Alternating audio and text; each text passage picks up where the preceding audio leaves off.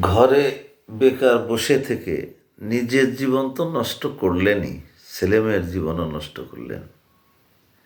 এ ধরনের মানুষ শতকরা ৯৫ জন। কেন ঘরে বসে থাকবেন? কী কারণে ঘরে বসে থাকবেন?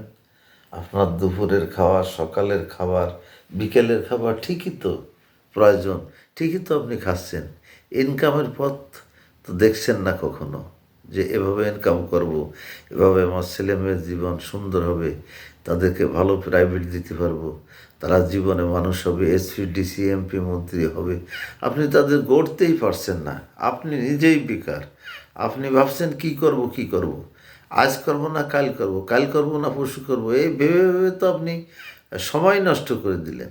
আসুন, বেকার বসে না থেকে সামান্য কিছু টাকা নিয়ে আমার সঙ্গে ব্যবসা করেন। যোগাযোগ করুন 01778380723। ধন্যবাদ।